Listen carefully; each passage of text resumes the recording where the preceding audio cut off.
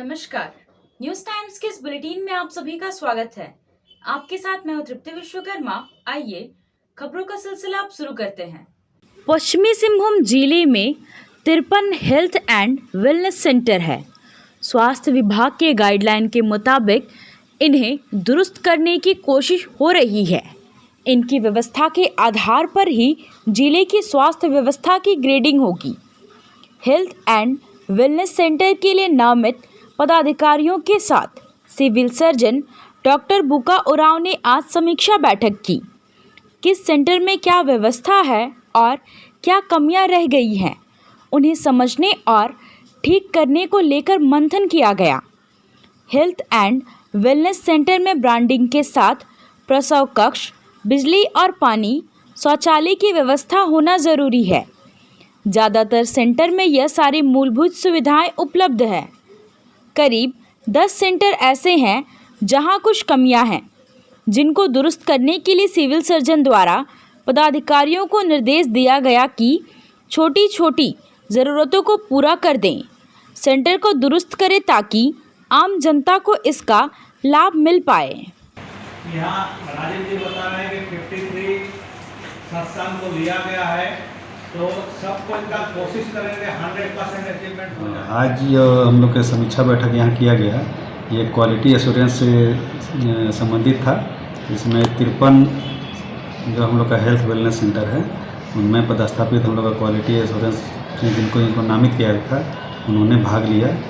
मुख्य उद्देश्य ये था कि हम लोग को वहाँ पर जो क्वालिटी एश्योरेंस की जो चेकलिस्ट में जो है, उसके हिसाब से हम लोग को 70% से ऊपर का प्राप्त करना है लक्ष्य। उसके कहाँ प्राप्ति में दिक्कत हो रही है, क्या कमियां हैं, उसको हम लोग को चिन्हित करना था।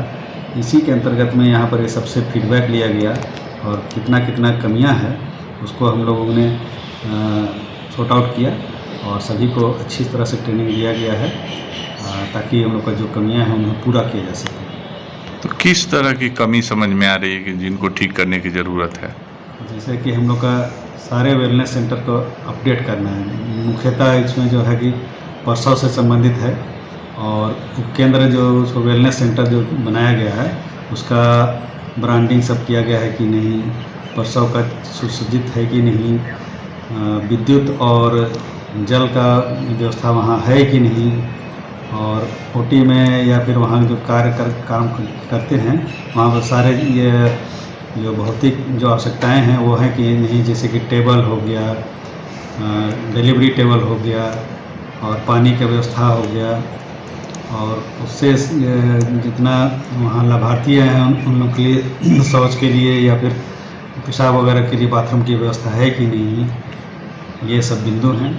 तो क्या स्थिति है अभी? मैंने जितने सेंटर हैं उनमें ये सारी सुविधाएं हैं? सारे सेंटर में तो नहीं है, 7-8 सेंटर का पाया गया कि उसमें मूलभूत कुछ आवश्यकताएं हैं जिन्हें इंटरफेरेंस की ज़रूरत है।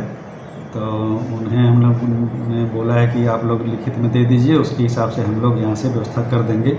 सारे जो कमियां हैं उन्हें पूरा किया जा सकता है, इसे हमारे अप्रोच के अंदर ही हैं, इसलिए उन्हें बहुत जल्दी हम लोग पूरा करने की कोशिश करेंगे, लेकिन थोड़ा समय लगेगा, 1-आध महीना का समय लगेगा इसमें। झारखंड मुक्ति मोर्चा जल्द ही अपनी जिला कार्य समिति का विस्तार करेगी। आज जिला कार्य समिति की बैठक में यह निर्णय लिया गया कि संगठन के नियम के मुताबिक जितने सदस्य जिला कार्य समिति में होने चाहिए उसे पूरा किया जाएगा।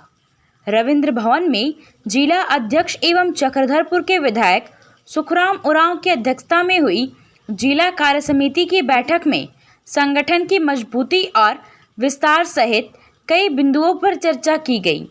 चर्चा के दौरान यह बात भी सामने आई कि संगठन के गाइडलाइन के मुताबिक जिला कार्य समिति में 101 सदस्य होने चाहिए, जो कि वर्तमान में नहीं है। इस पर निर्णय लिया गया कि सदस्यों की संख्या पूरी करने के लिए जल्द ही कोर कमेटी की बैठक होगी। कोर कमेटी में 15 सदस्य और 4 विधायक शामिल हैं। कोर कमेटी का निर्णय लेगी कि इस प्रखंड से किस व्यक्ति को जिला कार्य समिति में शामिल करना है।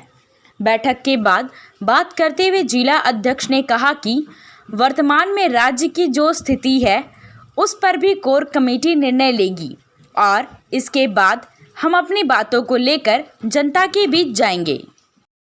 पे चर्चा हुई है। देखिए, बहुत दिनों के बाद ये पहला बैठक हुआ है।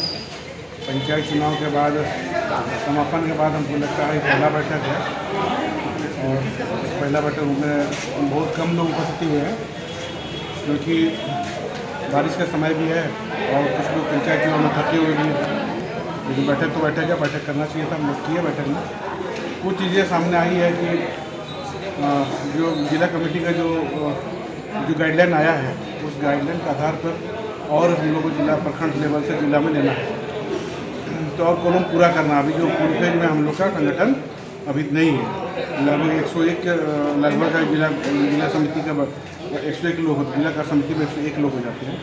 तो ऐसा कुछ है, वो सब हम लोग जैसा कि अभी हम लोग कोर कमेटी बैठक करेंगे, जैसा कि राष्ट्रपति चुनाव के बाद हम लोग कोर कमेटी बैठक करेंगे। हमारे विधायक लोग विधायक लोग हमारे टूर में है तो हमारे जो 15 कोर कमेटी है वो 15 और 4 विधायक मिलकर हम लोग बैठेंगे।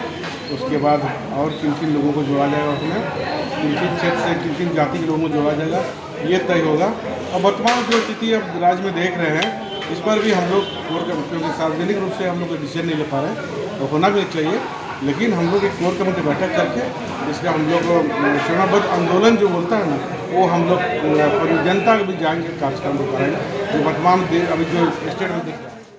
चाईबासा नगर परिषद के कार्यों में गड़बड़ी को लेकर पश्चिमी सिंहभूम के उपायुक्त अनन्या मित्तल से कई शिकायतें की गई हैं, जिस पर संज्ञान लेते हुए उन्होंने जांच का आदेश दिया है।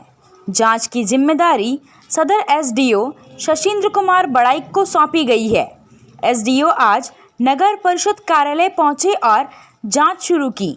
उन्होंने शिकायतों के संबंध में नगर परिषद के कार्यपालक पदाधिकारी सुशील कुमार और सिटी मैनेजर ज्योति पुंज से जानकारी ली।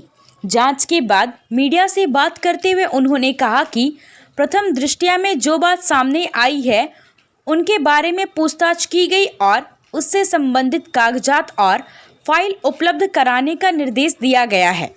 कागजातों की जांच के बाद ही स्थिति और स्पष्ट हो पाएगी।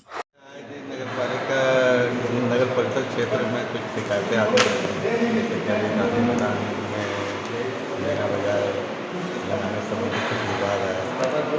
उस विवाद को एक बार आवेदन किया गया था, उसी के उन्होंने उपायुक्त महोदय को शिकायत की थी और उसी के निर्देशानुसार में उनकी जो प्रक्रिया है कि कैसे आवंटन किया है, उसकी क्या प्रोसेस होता है, उसी की जाँच के लिए हमारे क्या अभी प्रथम दृष्टया क्या दिखा है?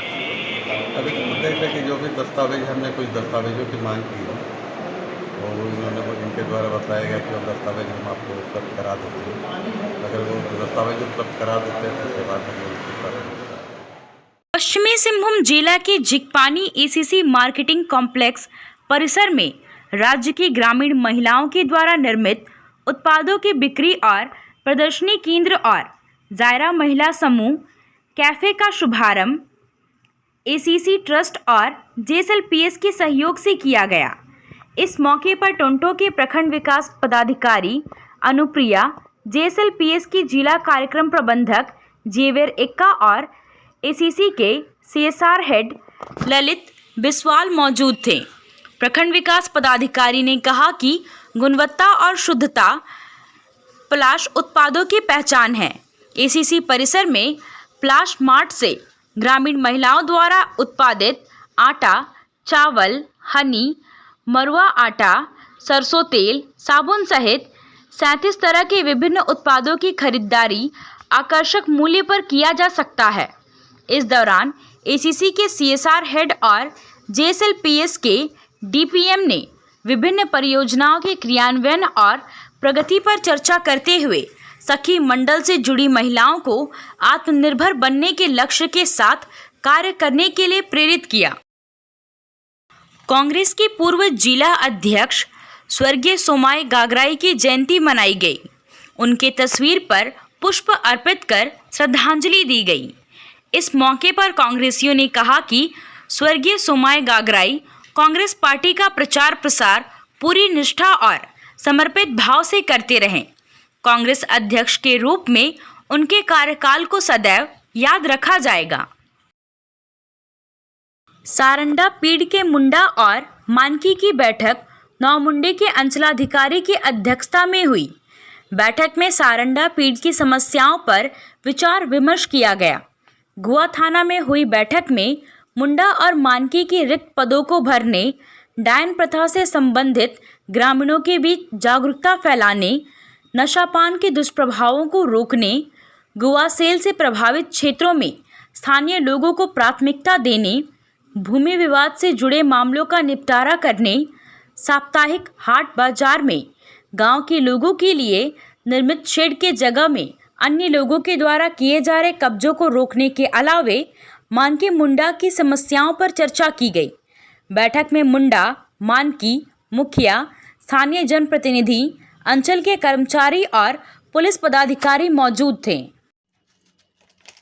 आज के लिए बस इतना ही। कुछ और खबरों के साथ हम फिर हाजिर होंगे। तब तक न्यूज़ टाइम्स की पूरी टीम को दीजिए इजाजत। नमस्कार।